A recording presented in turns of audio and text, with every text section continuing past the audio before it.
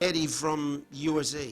Dear Pastor Chris, God bless you. My question is, what is prayer warfare? Is it shouting when you're praying or declaring and confessing to the enemies that they have no hold of you?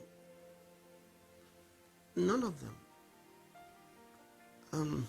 In Ephesians chapter 6, when you read from verse 10 to verse 18, it gives you a clear picture where it tells us that we wrestle not against flesh and blood, but against principalities, against powers, against the rulers of the darkness of his world, against spiritual wickedness in high places. Then it tells us about the armor of God that we should put on, and all that leads on to praying always with all prayer and supplication in the Spirit.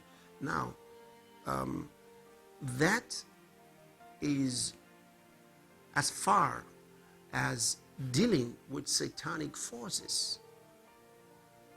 Putting on the whole armor of God and dealing with satanic forces. If you notice, it's only one part of it there, and that's verse 18 that talks about prayer.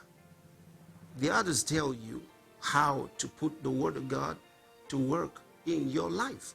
It tells you about your salvation, it tells you about your life of righteousness, it tells you about your preaching the gospel, and then it tells you about your shield of faith, and then the sword of the Spirit, which is the word of God.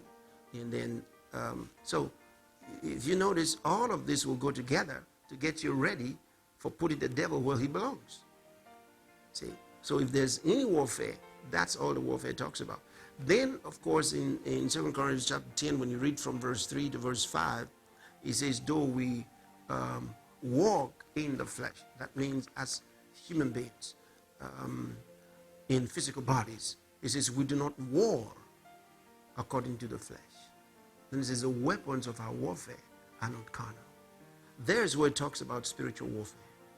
And nothing about that is said about prayer or shouting, as important as prayer is. See, it says pulling down, it says the weapons of our warfare are not carnal but mighty through God to the pulling down of strongholds, casting down imaginations.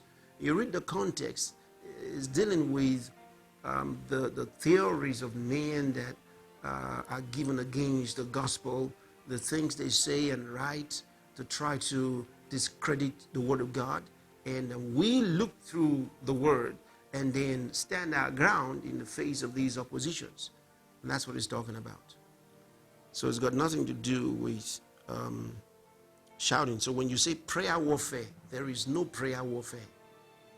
See, there's no prayer warfare in the Bible. That's what I'm trying to say. So pray, and you don't have to have a warfare in prayer.